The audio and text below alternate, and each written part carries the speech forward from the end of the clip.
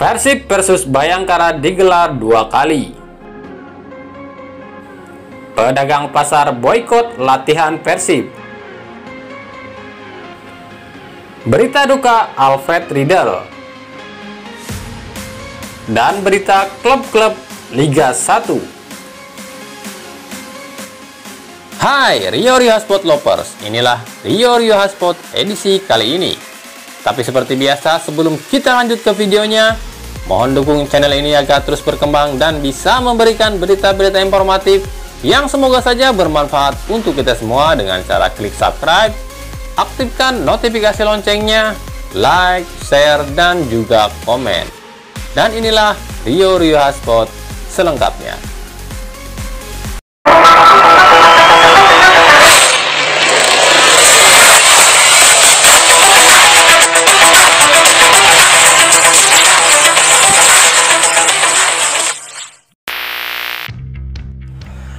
Persib Bandung memastikan laga uji coba kontra Bayangkara FC akan digelar 2 sesi.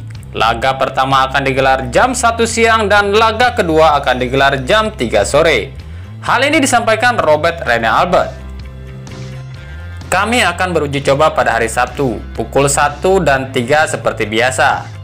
Dua pertandingan ini semuanya bermain 90 menit. Itu tetap menjadi prioritas bahwa setiap pemain berhak tampil 90 menit, ujar Robert Rene Albert. Lebih lanjut, Rene Albert mengatakan, kami akan lakukan ini untuk meningkatkan stamina dan daya tahan pemain. Karena liga nanti akan sangat ketat jadwalnya. Berbagai cuaca pun akan dihadapi. Mental, fisik, dan strategi itu yang penting. Bukan gol dan kemenangan yang kami cari di uji coba ini, ujar Robert Rene Albert.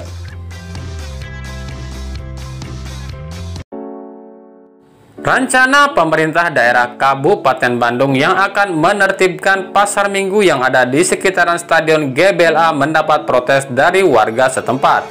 Bahkan jika penutupan pasar ini dilakukan, para pedagang akan memboikot latihan Persib di GBLA. Sebelumnya, pemerintah daerah Kabupaten Bandung berencana akan menertibkan pasar kaget minggu yang ada di sekitaran GBLA. Hal ini dilakukan pemerintah untuk mengantisipasi penyebaran COVID-19 yang semakin meningkat di wilayah Kabupaten Bandung. Selain itu, keberadaan para pedagang dadakan ini pun bisa mengganggu lalu lintas jalan setempat. Terlebih di saat Liga 1 2020 akan kembali digelar, di mana tempat tersebut akan menjadi lalu lintas tim Persib dan tim tamu yang akan berlaga di Stadion GBLA. Pasar Minggu GBLA ini adalah pasar kaget atau pasar dadakan yang hanya buka setiap hari Minggu. Pedagang berkilah mereka hanya buka pagi hari setiap minggu, sementara Persib bertanding sore hari. Jadi ketika rombongan Persib akan datang, para pedagang itu telah pergi. Namun tentu saja hal itu tidak dibenarkan pihak pemerintah Kabupaten Bandung. Pasalnya, selain akan menimbulkan kemacetan, pasar itu pun merusak keindahan dan bisa menjadi tempat penyebaran COVID-19.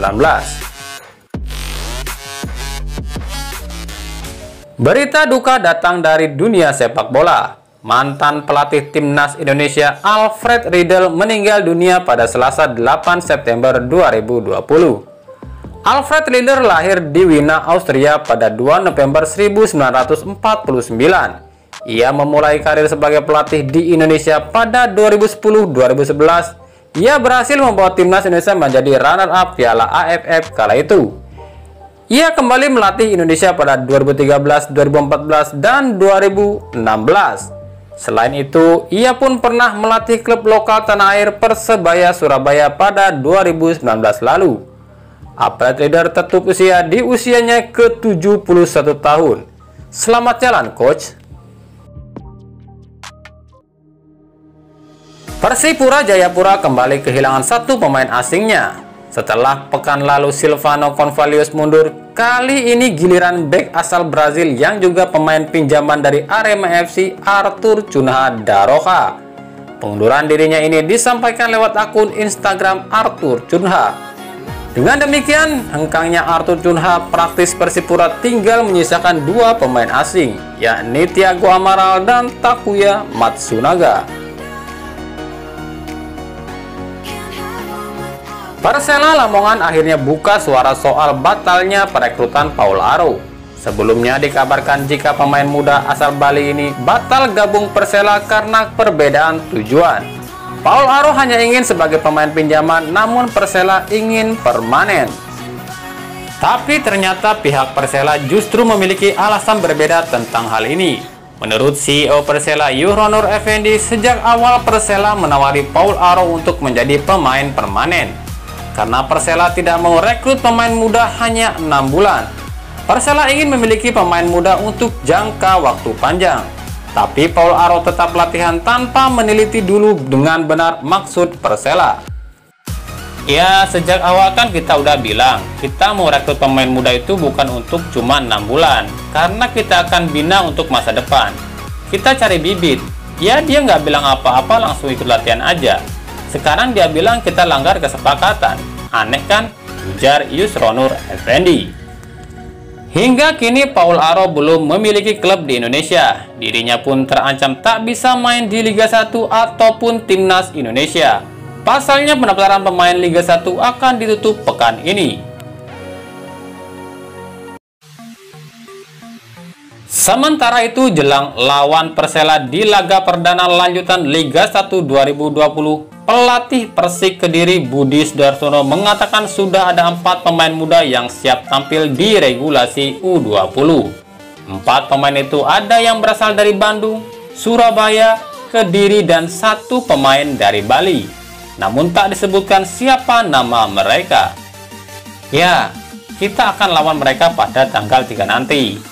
Ya, nggak peduli siapa lawannya, yang pasti kita siap main dan harus yakin.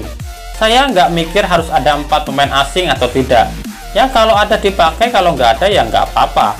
Yang ada aja dipakai. Untuk pemain muda udah ada 4. Ada yang dari Bandung, Surabaya, dan lokal Kediri. Dan sama satu lagi baru gabung asal Bali, ujar Budi Sudarsono. Yang menjadi teka-teki, siapakah pemain muda asal Bali yang baru gabung Persik Kediri? Apakah Paul Aro yang memang batal gabung dengan Persela? Kita tunggu nanti.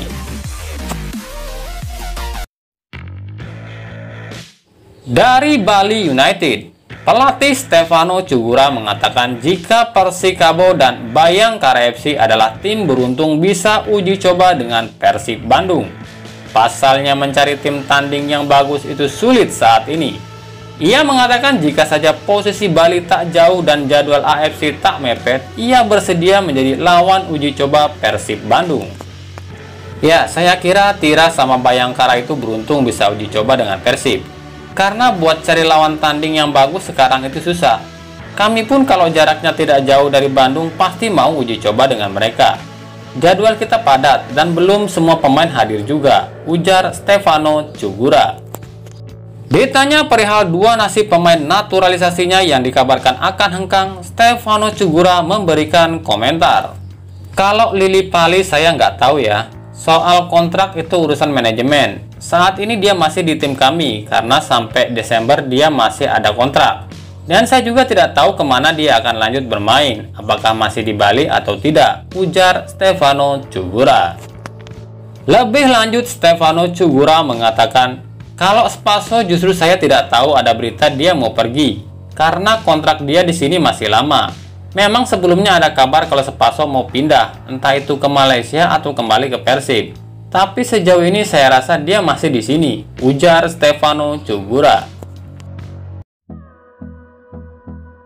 Madura United kembali mendatangkan 1 pemain baru. Ia adalah pemain blasteran Suriname Jawa, Michael Parto Di Kromo.